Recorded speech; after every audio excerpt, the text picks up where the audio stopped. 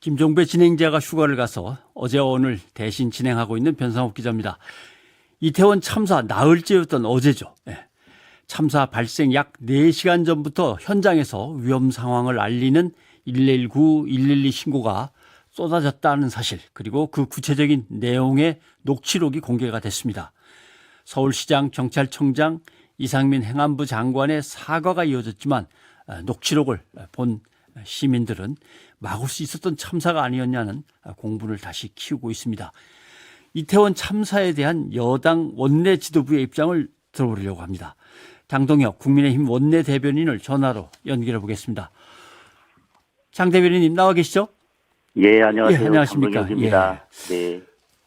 일단 이거부터 여쭤봐야 될 것 같습니다. 소방과 경찰을 통해서 그 참사 당일에 많은 신고와 절규가 전달 접수됐는데 이것을 어떻게 처리하는 것인가? 이 신고 내용을 보시면서 국민의힘에서는 어떤 입장이십니까? 국민의힘의 많은 의원들도 그 녹취록을 들으면서 놀라신 부분도 있을 거라고 생각합니다. 그리고 어제 경찰청장이 발표한 것처럼 그런 부분들을 보면서 경찰의 대응이 미흡했던 부분이 있다. 다들 그렇게 생각하시는 것 같습니다. 네.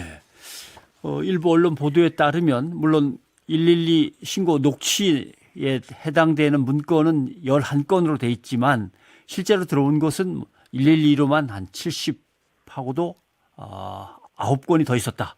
이렇게 얘기를 하고요. 그래서 그러면 한 80여 건 들어왔는데 그중에 골라낸 11건은 어떤 기준으로 골랐을까? 그거 말고 더 큰 내용이 있었는데 덮은 건 아닌가? 이런 생각들을 많이 하는 것 같습니다. 파악하신 내용이 혹시 있으신지 모르겠습니다. 따로 파악한 것은 없습니다만은 어제 공개된 녹취만 보더라도 경찰의 대응이 미흡했다고 하는 것을 알 수 있고 경찰이 선제적으로 어제 그런 발표를 하고 녹취록을 공개한 것으로 봐서는 뭔가를 숨기려고 하는 것보다는 어쨌든 이 사건에 대해서 원인과 대응 이런 부분에 대해서 명명백백하게 밝힐 의지가 있다라고 그렇게 생각합니다. 네. 사고 4시간 전에 이제 첫 신고 들어오고, 근데 장소가 똑같고 거기서 계속 이런 신고가 들어오면 뭔가 상당히 위험하구나 이렇게 감지를 했어야 될 것 같은데 출동한 경찰도 현장에서 별다른 조치를 취하지 않은 것 같고 상담 종결 이렇게 마무리된 건도 있는 것 같고 이거는 역시 초기 대응에 상당히 문제가 있었다 이렇게 보실 수밖에 없겠죠. 경찰청장도 어제 대응에 미흡했다는 부분을 인정을 했고요. 녹취록을 보면 그런 대응들이 미흡했다는 점들이 곳곳에서 나타나고 있는 것 같습니다. 네. 이제 이것을 누가 얼마나 어느 지점에서 잘못했느냐 가리려면 자체 조사를 또 해야 되는 상황인데 그럼 자체 조사에 맡기면 되는 것인가? 일부 언론은 또 대검이 강제 수사를 검토하고 있다. 이런 얘기도 보도를 합니다. 대검이 할 수 있는 문제인지는 잘 모르겠습니다만은 국민의힘에서는 수사, 특검 또는 국정조사 이런 것들도 검토를 해보시고 계신지요?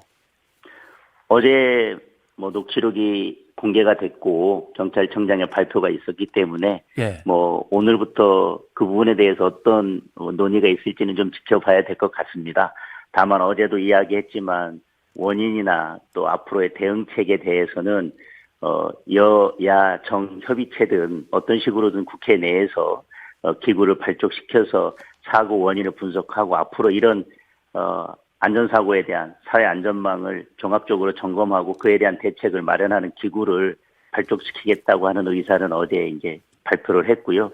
다만 강제 수사나 이런 부분에 대한 논의까지는 아직 이루어지지 않고 있는데 차츰 논의 진행 상황을 지켜봐야 될 것 같습니다. 필요하다면 해야 된다는 입장은 갖고 계신 건가요?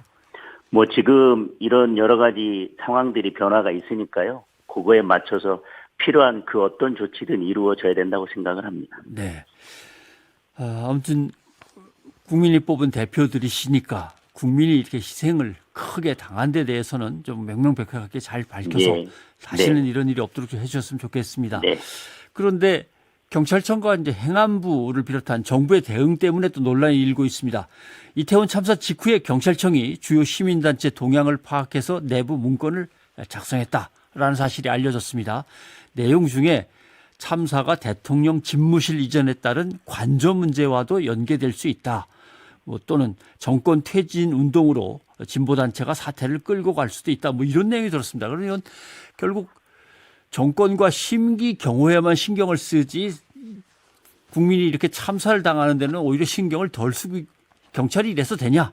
이렇게 이제 비난이 일고 있는데 경찰과 행안부의 이런 문건과 관련된 내용들은 어떻게 보십니까? 대통령께서도 그렇고 뭐 국회나 정부에서 계속 선수습 후 대책이라고 말을 해왔습니다. 예. 그런데 이제 어제 경찰청장이 이번 참사에 대해서 경찰의 대응이 미흡했다는 점이 있었다고 이제 발표를 했습니다. 그 상황에서 경찰이 사고 수습보다 어떤 정치적 공격을 차단하기 위한 보고 문건을 작성했다는 점은 누가 보더라도 적절했다고 보기는 어려울 것 같습니다. 예. 그리고 이것도 좀 궁금한데 이걸 희생자라고 표현하면 안 되는 상황입니까? 뭐 희생자라고 대통령께서도 말씀하셨고 참사라고 말씀하셨는데 예. 일부 이렇게 정부 문건 중에서 공식적인 행정 용어를 사용하다 보니까 달리 표현되는 부분들이 있어서 뭐 논란이나 혼선의 여지가 있는 것 같은데 이번 사건이 참사로서 지금 사망하신 분들이 희생자라는 점에 대해서 대통령께서도 인정한 부분이고 그 부분에 대해서 뭐 달리 그 오해될 만한 부분이 있다면 정부가 앞으로 그런 오해받는 지점이 있다는 것을 잘 알고 잘 대처해 나갔으면 좋겠습니다. 예. 책임 회피를 위한 처사 그러니까 예를 들면 뭐 피해자, 그런 것은 아닌 것 같고요. 가해자가 있다는 뜻이냐? 또 뭐 참사 행정적인 그러면은 용어로 표현하다 보니까 예. 뭐 그런 부분들이 있는 것 같습니다. 네. 네. 책임 회피는 아닐 것이고 오해를 살 네. 만한 소지가 있다. 이렇게 보시는 건가요? 네, 네. 알겠습니다. 근데 사실 이게 일부 문건 뭐 이렇게 얘기는 합니다만은 행안부가 정식으로 공문으로 보낸 것으로 지금 알려지고 있는데 말이죠. 지금 뭐 공문으로 보낸 거에서는 결국은 행안부에서 공문을 보내다 보면 본인들로서는 행정적인 용어로서는 어떤 게 적절한지를 고민하다 보니까 이제 그렇게 용어 선택을 한 것 같은데요. 네. 대통령께서도 지시한 부분이 있고 발표하신 부분이 있기 때문에 그 부분에 있어서 책임 회피라고 하는 것은 있을 수 없을 것 같습니다. 네. 네. 일단 서울시장, 경찰청장 그리고 행안부 장관의 사과는 있었습니다. 일단 사과는 이 정도 선에서는 충분하다고 보시는지요? 한 생명은 뭐 전 우주보다도 무겁습니다. 예.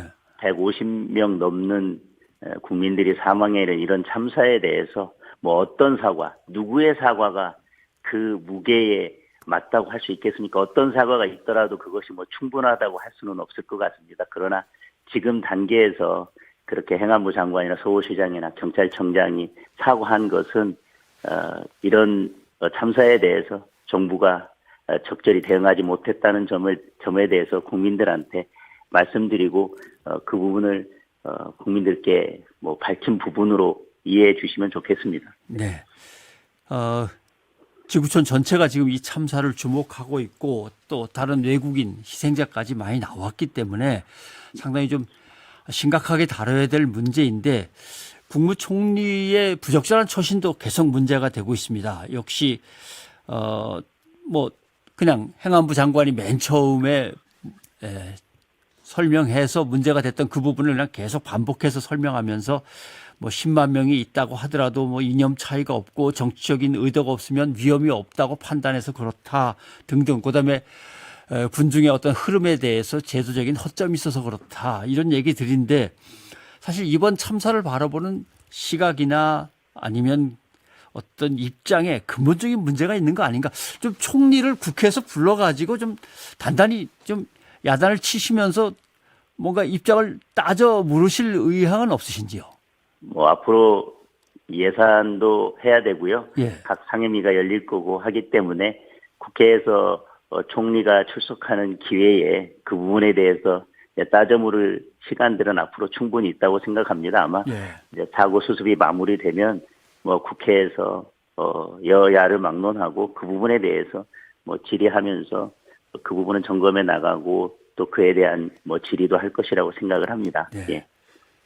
따져 묻고 질의를 한 다음에 이제 남아 있는 것은 결국 책임을 가리고 책임에 따른 이제 처분을 하는 것인데 뭔가 경질의 문제가 자꾸 얘기가 나옵니다. 경질에 대해서도 논의를 하셨거나 생각하고 계신 게 있으신지요? 아직 저희 당에서는 선수습 그다음에 후 대책 또는 선수습 후 책임이라고 이렇게 계속 입장을 밝혀왔고 지금 수습해야 될 책임 있는 분들이 지금 당장 바로 사퇴를 한다거나 아니면 내가 사퇴하겠다고 발표해 놓고 아니면 또 사퇴를 계속 이야기하면서 그분들이 수습을 해나가는 것도 적절하지 않기 때문에 저는 그리고 당에서는 이 엄청난 사건에 대해서 원인이 반드시 밝혀지고 그 부분에 대해서 국민들이 납득할 만한 수준의 책임은 뒤따라야 된다고 생각을 합니다. 그러나 그게 어느 정도 수준이고 누구까지 어떤 책임을 져야 될지에 대해서는 사고 수습이 마무리되면 논의가 될 것이고 지금 단계에서 그런 논의까지를 한꺼번에 동시에 해나가는 것은 사고 수습에 도움이 되지는 않는 것 같습니다. 여야 정 그리고 전문가들로 국민안전 TF를 꾸린다는 얘기를 내놓으셨는데 아직 야당에서는 정식으로 들어보지 못한 얘기라고 하는 입장인 것 같습니다. 주호영 원내대표께서 어제 그 말씀을 하셨는데 그 취지는 일단 애도 기간이 끝나고 사고 수습이 어느 정도 마무리되면 그때 필요하면 그런 협의체를 구성해 나가는데 그것이 여야 협의체일지 아니면 여야 정까지 아우를 것인지에 대해서는 그때 가서 논의를 하고 앞으로 차차 논의를 해 나가자고 하는 것이고 지금 그 부분에 대해서 당장 야당에게 어떤 제안을 하거나 그렇게 한 것은 아닙니다. 네, 알겠습니다. 아무튼 국가 안전 시스템 좀 제대로 정비해 주셨으면 좋겠습니다. 오늘 말씀 여기까지 듣겠습니다. 고맙습니다. 예, 고맙습니다. 국민의힘 원내 대변인을 맡고 있는 장동혁 의원이었습니다.